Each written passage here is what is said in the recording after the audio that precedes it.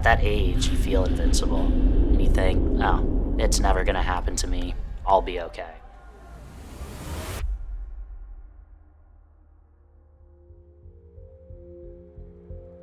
That was the moment when we realized that you aren't invincible, and this could happen to anyone, even your smartest, your brightest friend, who just makes one wrong decision.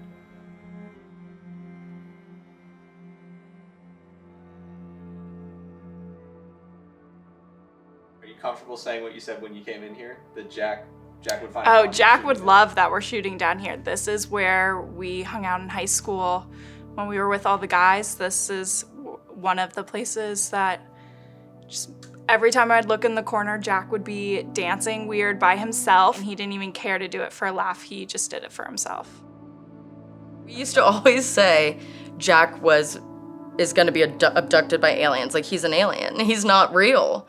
Jack is pretty well described by this pregame ritual that he had going on. He was making a video for the recipes for victory. And he had the camera set up on the stove.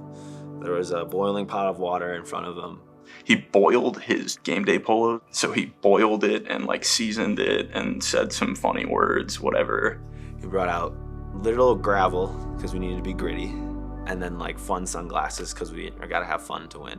Jack was unapologetically himself. He never wore a mask. He brought out the weirdness in all of us and made everyone not afraid to be your true self. He had that infectious behavior. Like, there are so many dumb things we did as kids and through high school and even college, whether it be costume parties or, running around the golf course doing something dumb. He just inspired you to kind of be a kid, and like, he was real like that.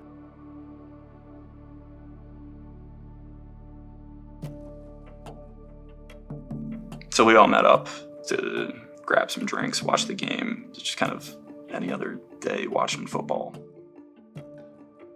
Don't remember much of it other than the end of the night. Said, have a good night, I'm too tired to do whatever, continue on. Jack and Chris peeled off to the left towards Jack's place, and I was going home. And I was gonna talk to Jack tomorrow.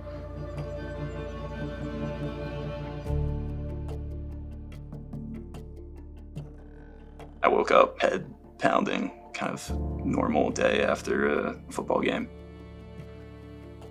Jack and I were thinking about going to a lacrosse game.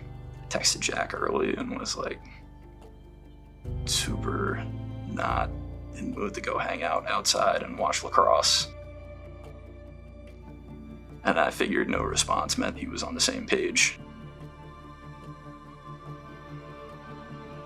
Around 1, it was like, okay, let's figure out where people are, because Chris wasn't home. And I think maybe at that point, Nick had texted me and was like, hey, do you know where the guys are? And I was like, oh, well, I thought they were at your place. That's just when Nick called me and, said, I found them, they're on the porch. We'll wake them up. And he was like, dude, they're not waking up. I don't remember the walk. I guess I just started moving that direction. And Nick had called 911 by the time I got there.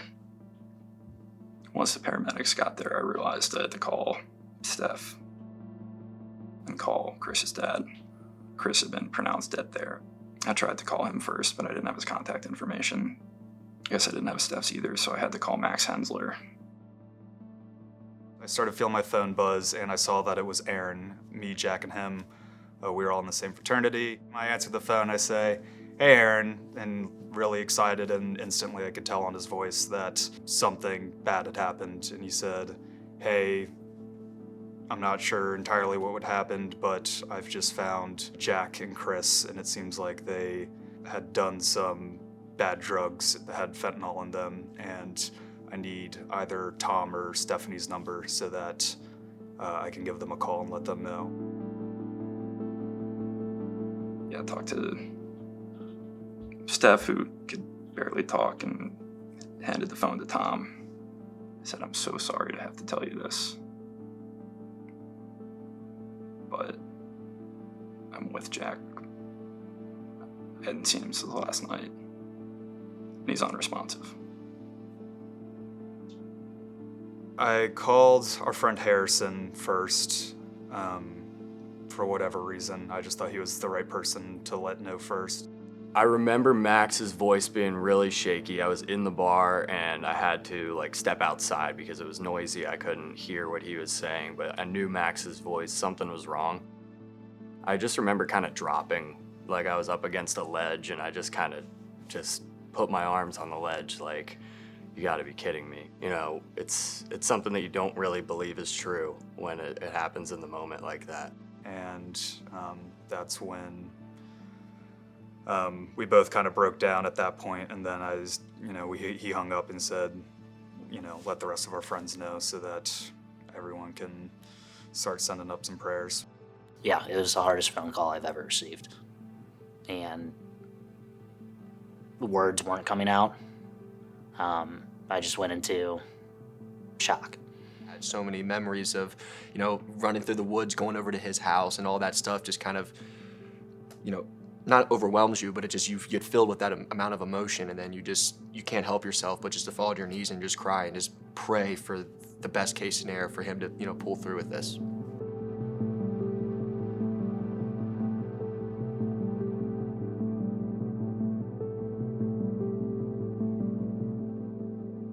I didn't sleep very well through the night, and just got a call from my dad, and I knew it was either going one of two ways, and picked up, and he was just like, hey son, like, Jack's not gonna make it.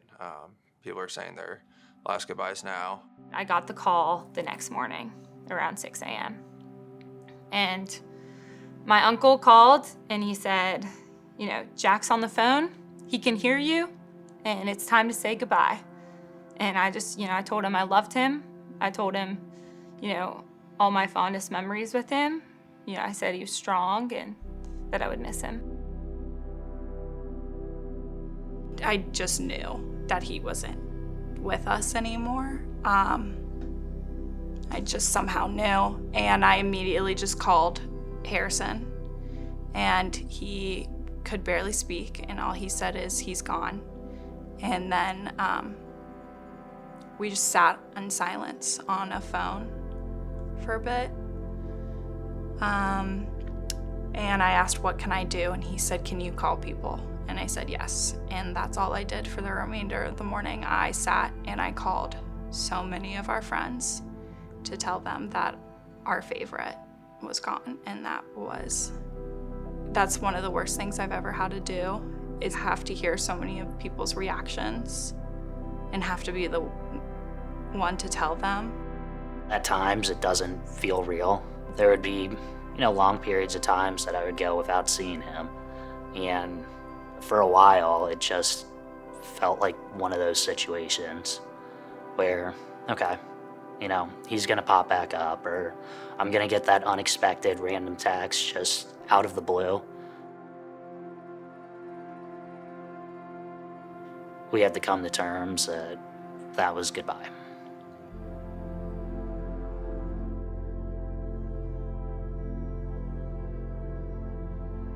I just remember seeing all the people that were there, all sharing stories about how he texted them and how he kind of had his own niche with everyone and the way he communicated with them.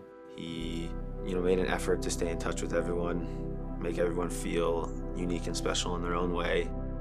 His passing has kind of served as the pole that everyone kind of gravitates towards and stays together, which is something that I appreciate. And that was really the last gift he left with us.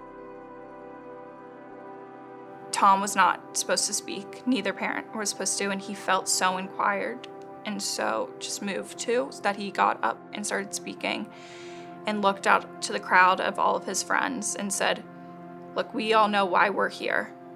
We don't want to say it, we don't want to talk about it, but we know why we lost Jack. If there's anything I can ask of the people sitting here today, it's that if you're in this situation where it's that type of decision or your life, if you can't do it for yourself, do it for Jack.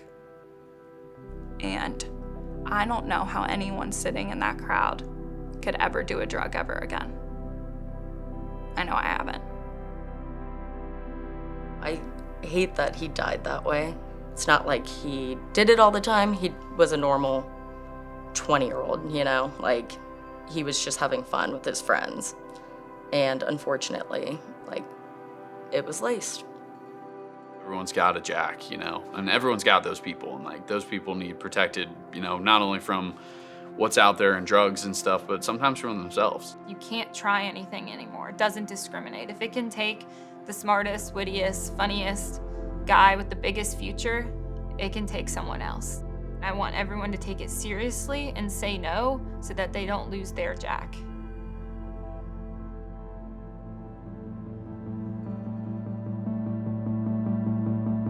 What's shocking to me is fentanyl is the #1 cause of death between 18 and 45. I repeat that like I'm going to do it now. #1 cause of death between 18 and 45, because I cannot believe it is not on the news every single day, a public service announcement. Every school should be talking about it. Everybody should be aware of the scourge on society, which is fentanyl. It's like a Boeing 747 falling out of the air every day. That's how many people die per day in America just from fentanyl overdoses. And I don't think it's going down anytime soon. It'll probably get worse before it gets any better. One of the reasons fentanyl isn't being talked about is it's being blamed on drug users. And so if I'm not a drug addict or my kids aren't drug addicts, then I don't need to worry about it. You know, it does not discriminate. It will go after anybody, whether it's your first time or it's your 100th time. Many people just think fentanyl is just because of some heroin addict was searching for it on the street. My daughter took what she thought was a Xanax and it had fentanyl in it. Everything we all see on television, it's a drug will fix this, a drug will fix that. Everybody sees it. So what they do is they go on Snapchat, they go on some social media, and they order these pills to their house. And 7 out of 10 of these pills are now bad with fentanyl. Because when the cartels blend and they make fentanyl and the precursors, they don't have quality control. These people are just mixing this stuff and they don't care how it comes out. So we're on the other end of it saying, you know, I'll try that, I'll try that, I'll try that. I've been to the border 2 times. I rode for 4 days, 2 different times with 2 different sheriff's departments, and I can tell you firsthand, whether you believe it or not, our border is unsecured, and the cartels are just bringing stuff across the border, and a lot of that's fentanyl and any other kind of drug they can take over. When something is the #1 killer for ages 18 to 45 in the United States, it needs to be taken seriously, and the only way to take it seriously is by knowing the prevalence of it in today's world. It's not safe to try anything anymore. You might think you know where you're getting it from. They might think they know where they're getting it from before it gets to you, and you just don't. If you have somebody in your life you love, your mother, your father, your sister, your brother, think twice before you put anything in your mouth that was not prescribed to you by a doctor, because when you're dead, you don't feel it, but the pain you leave lasts a lifetime. Do It for Jack is doing just about all it can, because at the end of the day, it is up to the person to decide whether or not they're going to engage in these behaviors. And Do It for Jack is there to make sure that people are at least making an informed decision.